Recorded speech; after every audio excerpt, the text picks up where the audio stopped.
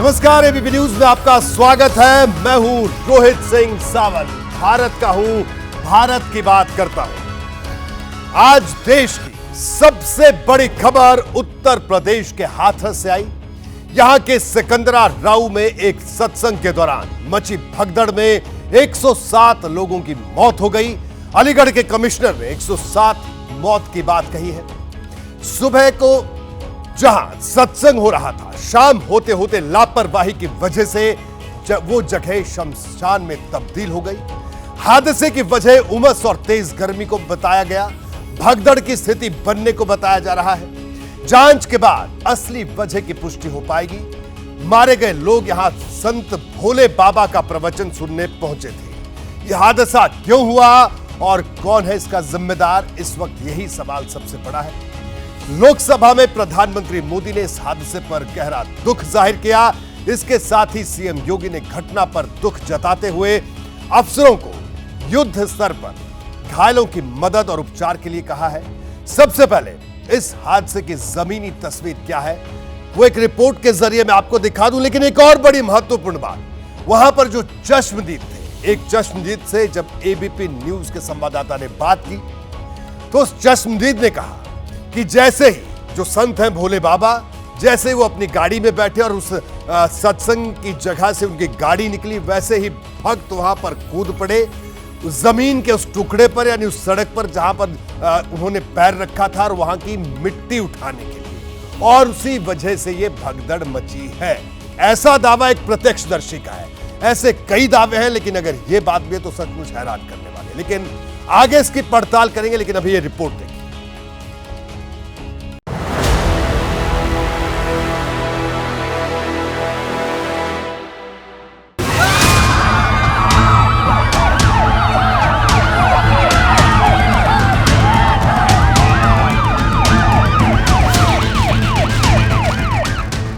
आस्था के मेले में श्मशान का मंजर।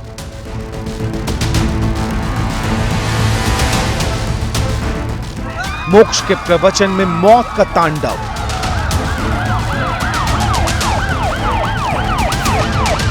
सत्संग का समापन, जिंदगी पर फुल स्टॉप। लाशों की कतार, दर्द बेशुमार।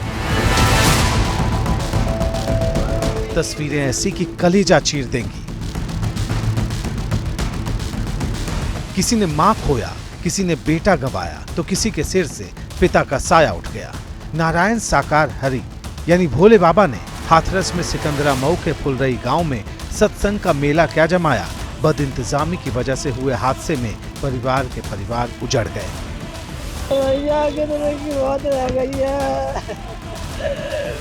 जहां तक नजर डालिए अब लाशें बिछी नजर आती हैं। लोग समझ नहीं पा रहे हैं कि जो लापता हैं उन्हें जिंदा में गिने या लाशों में खोजें। सत्संग में भैया वो एकदम जब प्रभु जी उठ के चले गए और वहाँ कीच भी थी थोड़ी बहुत, तो दलदल में फंस गए सब लोग, एक दूसरे के ऊपर गिर के करते चले गए। हाँ, मेरे 2 बच्चे हैं। खत्म हो गए? कितने कितने बड़े बच्चे थे?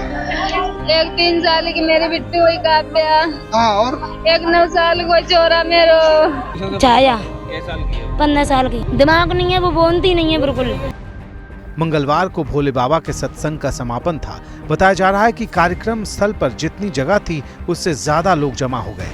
कम से कम 50,000 लोग यहाँ मौजूद होने की बात कही जा रही।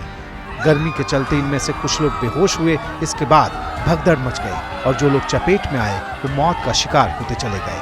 लाशें बिछती चली गई। जो कुछ घंटे पहले बाबा के भक्त थे अब उनकी गिरफ्तारी की मांग कर रहे हैं। बिल्कुल जो भी है होनी चाहिए, होनी चाहिए, बिल्कुल होनी चाहिए। भोले बाबा के खिलाफ होनी चाहिए। और इस वक्त घटनास्थल से हमारे संवाददाता अनिल सारस्वत और पंकज गुप्ता हमारे साथ बने हुए हैं, उनसे बात करते हैं। सबसे पहले मैं अनिल आपसे जानना चाहूंगा, आप किस जगह पर मौजूद हैं और क्या कुछ यहां पर लोगों का कहना है कि कैसे यह हादसा हुआ, क्योंकि प्रत्यक्षदर्शी कई तरह के दावे कर रहे हैं। जी मैं आपको बता दूं रोहित जी, मैं इस समय घटना स्थल पर मौजूद हूं जहां पर यह घटना घटित हुई थी, और यहां पर जो प्रत्यक्षदर्शी हैं, हमने एबीपी न्यूज ने उनसे भी बात की। उनका कहना था कि जब यहां से महाराज प्रवचन खत्म करके, अपना सत्संग खत्म करके निकल रहे थे तो उसी समय उनके चरणों की रज लेने के लिए यहाँ जो पब्लिक एकत्रित थी, जो सत्संग चल रहा था उसमें जो लोग आए हुए थे, उनके चरणों की रज लेने के लिए महाराज के पीछे दौड़े और एकदम भीड़ का मूवमेंट उन महाराज की गाड़ी के पीछे। वैसे वो महाराज गाड़ी में बैठ के निकले थे, लेकिन यहाँ के प्रत्यक्षदर्शियों का कहना था कि जिनकी गाड़ी जैसे निकली यहाँ से, तो उनकी चरणों की रज लेने के लिए जो पब्लिक उनके पीछे गई, तो वहां पर एक पानी का टैंकर खड़ा हुआ था, वहां पर फिसलन हो रही थी और वो लोग सब एक दूसरे के ऊपर फिसलते चले गए और ये घटना, इतनी बड़ी घटना यहां पर कारित हुई है। जी बिल्कुल अनिल, आपके साथ कुछ लोग मौजूद हैं, क्या ये प्रत्यक्षदर्शी हैं? अगर प्रत्यक्षदर्शी हैं तो मैं चाहूंगा इनसे आप बात करिए, क्या कुछ इन्होंने देखा,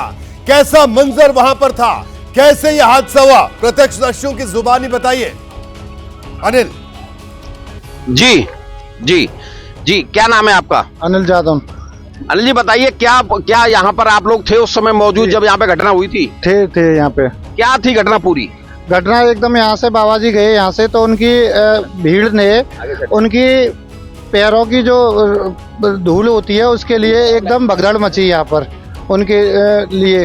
फिर वहाँ एक फिसलन टाइप की थी, तो फिर आदमी एक दूसरे के ऊपर गिरता चला गया, इसके पे गिरता चला गया था उसके ऊपर। इनका भी यही कहना है कि यहाँ पर जब जिस समय यहाँ से महाराज ने प्रवचन खत्म कर यहाँ से निकलना, जब निकलने का समय हुआ तो वो लोग यहाँ से निकले तो लोग उनके पीछे हो लिए और उनके चरणों की रज लेने के लिए उनके पीछे हुए, और जैसे ही जो लोग जमीन को स्पर्श करने के लिए झुके तो वो दोबारा खड़े नहीं हो पाए। बिल्कुल बिल्कुल अनिल, ये बड़ी बात आपने बताई, आप रुकेगा, अभी हम आपसे ये भी जानेंगे कि आखिरकार वो आयोजक कौन थे, क्या उनके पास जो स्थानीय प्रशासन की सारी क्लियरेंसेस रहती है, क्योंकि अगर किसी जगह पर हजारों लोग उमड़ रहे हैं तो उसके लिए बाकायदा व्यवस्था होती है, क्या वो व्यवस्थाएं थी, इस पर मैं आपसे बात करूंगा। लेकिन पंकज गुप्ता मेरे सहयोगी जुड़े हुए हैं, सिकंदरा राव, हाथरस की वो जगह, वो ट्रॉमा सेंटर जहां पर घायलों को लाया गया। पंकज, वहां पर क्या स्थिति है? यहां पर जो अभी जो ताजा खबर है कि 107 लोगों को मृत घोषित किया गया, जिसकी पुष्टि प्रशासन कर रहा है। अभी अस्पताल में क्या स्थिति है? क्या वहां पर घायलों का इलाज चल रहा है या लोगों को वहां से रेफर किया गया है? क्या स्थिति है, क्या तस्वीरें वहां से है? जी रोहित जी, इस समय मैं सिकंदर राव के ट्रॉमा सेंटर में खड़ा हुआ हूं। आप देख सकते हैं बरसात तेजी से हो चुकी है यहाँ पर, और यहाँ पर कुछ घायल लोग हैं, उनका इलाज चल रहा है, और बाकी जो डेड बॉडी यहाँ पड़ी थी उन्हें एम्बुलेंसों द्वारा आगरा और एटा के लिए रेफर कर दिया गया है। जी रोहित जी। तो पंकज, आपसे सवाल यह है कि अभी जो घायल थे क्या उनको आसपास के जो जिले हैं वहां पर भी रेफर किया गया है? क्या स्थिति है, कितने घायल यहां पर एडमिट है, इसका कोई आंकड़ा मिल पाया है?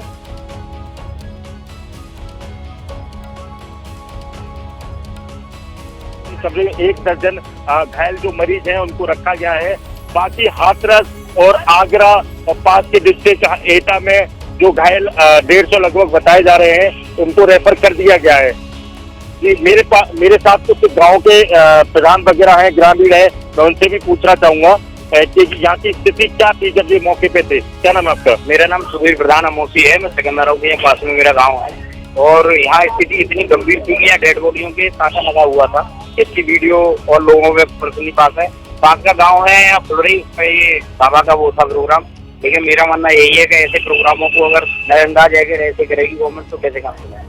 ठीक है पंकज, मैं आपको रोकूंगा। राकेश भदौरिया भी मेरे साथ मौजूद है, मेरे सहयोगी। राकेश, आप जिस जगह पर मौजूद हैं अभी, क्या वहां पर घायलों को अभी भी अस्पताल पहुंचाने का सिलसिला जारी है? क्योंकि यह खबर भी आ रही है कि उस वक्त भगदड़ के दौरान जिसको जो जहां मिला उस तरफ भागा, कोई अपने परिजनों को लेकर भागा आसपास के जिलों की तरफ, लेकिन हर जगह ट्रैफिक जैम था।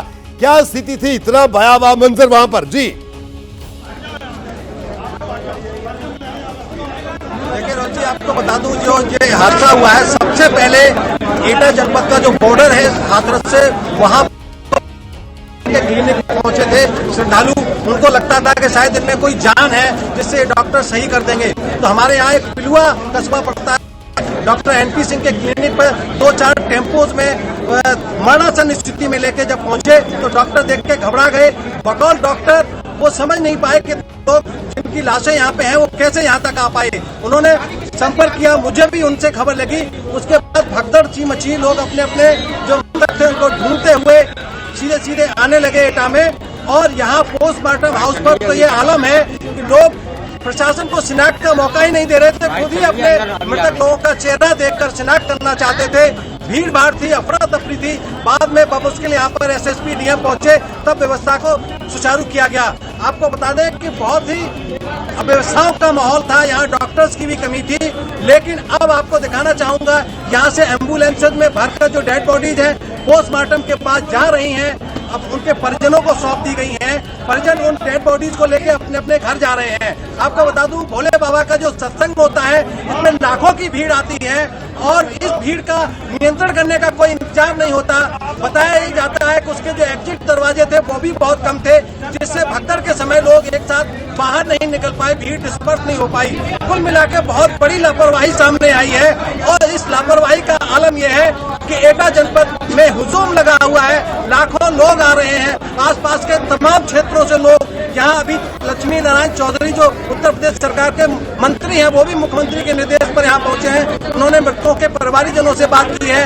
उनका कहना भी ये है कभी निश्चित आंकड़ा नहीं दिया जा सकता, मौत का आंकड़ा बहुत बढ़ सकता है। राकेश, मैं आपके पास लौटूंगा, आपसे ये भी जानेंगे कि अब तक यहाँ पर जो कितने शव थे उनको एम्बुलेंस के जरिए उनके परिजनों को सौंप दिया गया है, ये भी जानेंगे आपसे। लेकिन उससे पहले एक और प्रत्यक्षदर्शी जो उसी वक्त वहां पर हादसे के वक्त जगह पर मौजूद थे, उनका क्या कुछ कहना है, ये सुनिए।